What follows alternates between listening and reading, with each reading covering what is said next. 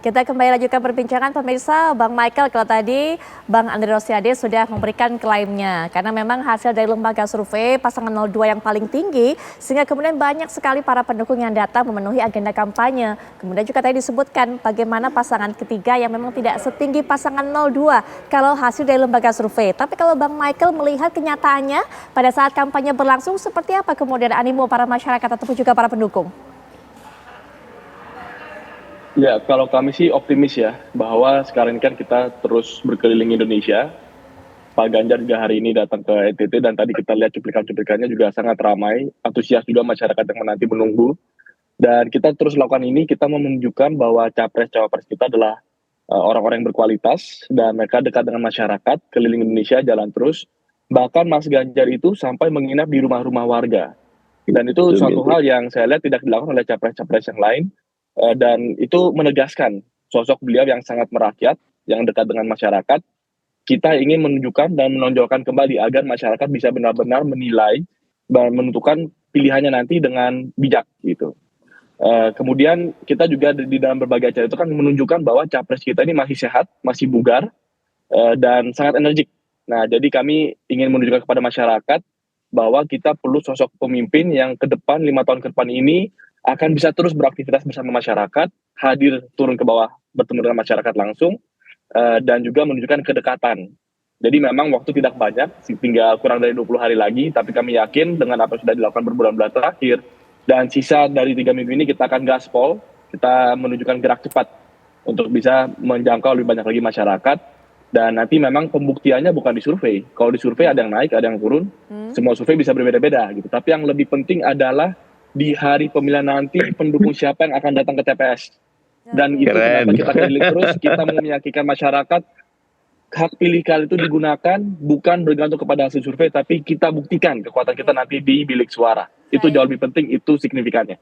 Jadi kami terus bergerak meyakinkan masyarakat tetap semangat, kita buktikan di bilik suara, di kertas suara. Baik, Bang Mardhani, kalau kata Bang Andre, Pak Prabowo-nya saja belum datang, jurkamnya saja yang turun, yang maju. Kalau saya tidak salah mendengar tadi sekitar belasan ribu, 15 ribu atau sampai 20 ribuan kalau nggak salah yang datang, kata Bang Andre. Sementara dari pasangan 01, Pak Aniesnya sudah datang, yang datang cuma 5 ribu. Itu kata Bang Andre tadi klaimnya. Bagaimana kalau menurut Bang Mardhani?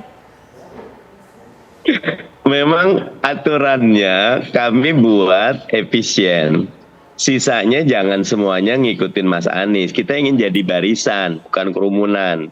Kalau kerumunan ngikutin terus, tapi kalau barisan enggak. Yang datang 5.000 saja, sisanya masuk kampung, ngobrol di warung kopi, ketuk pintu, door to door campaign.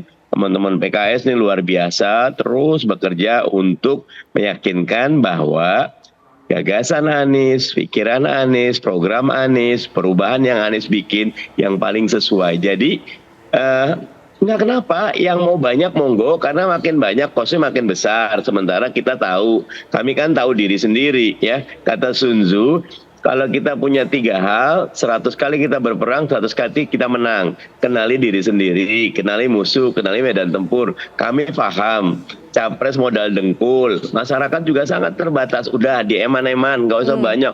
5.000 tuh udah banyak sekali. Yang penting hatinya masyarakat akan milih Amin.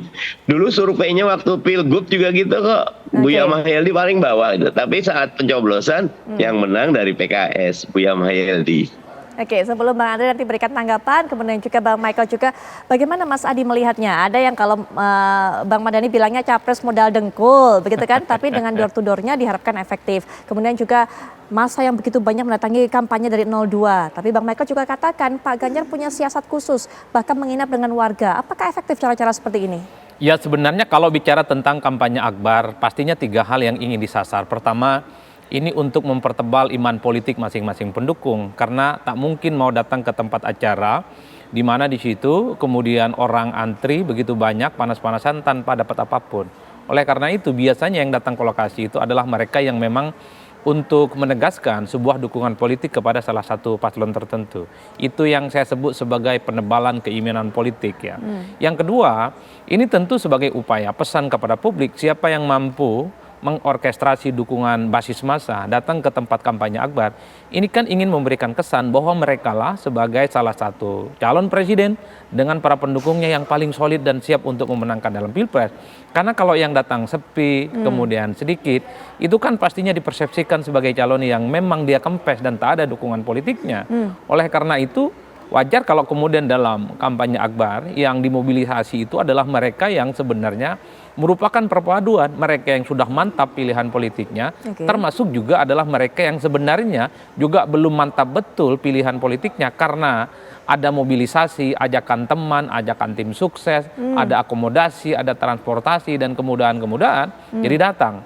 Oleh karena itu, tapi pesan politiknya adalah sebagai bentuk penebalan bahwa yang hadir di tempat itu adalah sebagai bentuk dukungan yang maksimal. Yang ketiga, ini yang disasar sebenarnya adalah soal swing voters ya, bahwa banyak pemilih yang sebenarnya cukup penasaran dengan calon ya, kemudian hadir dalam kampanye akbar. Mereka ingin menyaksikan langsung dari dekat apa sih sebenarnya yang disampaikan oleh calon, apakah dia humanis, apakah dia humoris, apakah gagasan-gagasannya itu cukup rasional ataupun tidak.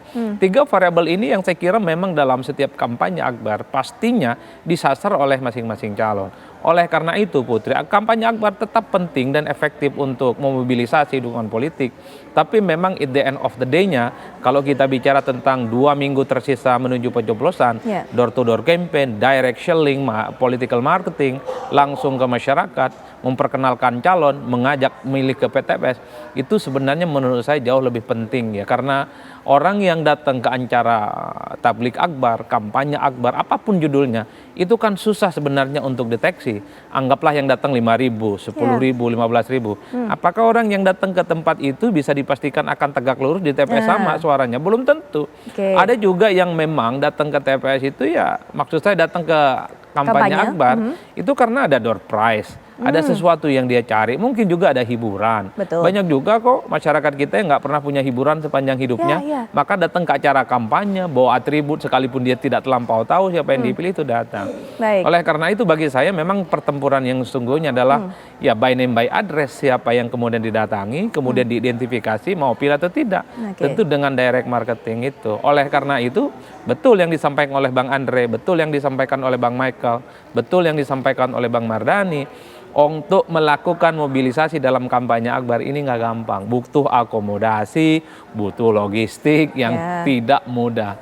Oleh karena itu ya bagi saya kampanye akbar tetaplah penting, tapi jangan lupakan bahwa kerja-kerja lapangan untuk masuk ke masyarakat secara langsung itu menurut saya juga tidak kalah pentingnya untuk meyakinkan pemilih datang ke TPS. Iya, itu dia catatan dari Mas Adi, Bang Andre, bagaimana kemudian menjamin yang datang boleh 15.000 sampai puluhan ribu, tapi belum tentu loh mereka ini kemudian tegak lurus sampai pada hari pencoblosan nanti tetap memilih, tetap mendukung pasangan 02, jangan-jangan seperti kata Mas Adi, cuma pengen foto bareng aja sama Bang Andre.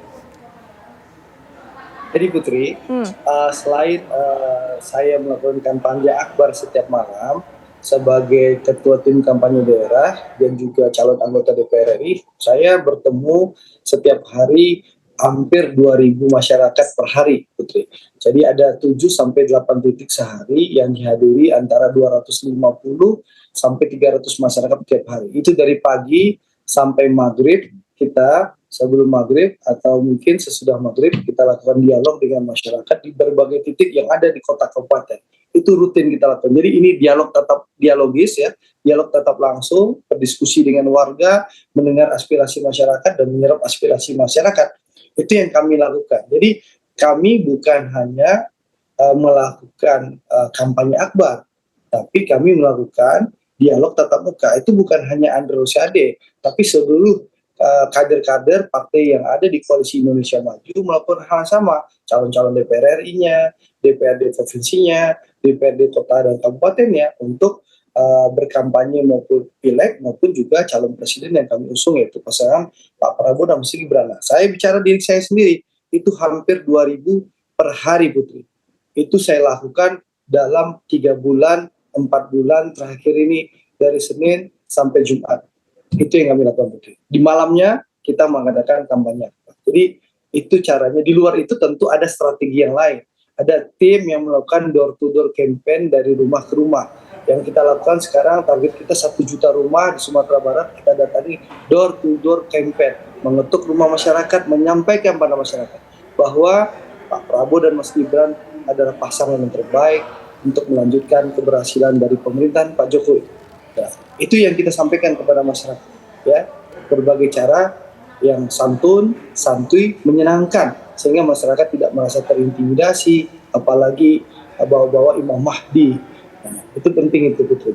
Baik, lalu kejutan apa kemudian yang disiapkan oleh masing-masing pasangan calon, Pak Capres dan juga Cawapres pada saat puncak dari kampanye akbar nanti? Kemudian kita sudah tahu bagaimana pemilihan lokasi. Apakah ini menandakan sesuatu? Nanti kita akan bahas lebih lanjut. Bang Michael akan bercerita juga kepada kita. Tetapi setelah jeda, kami sudah kembali saat lagi.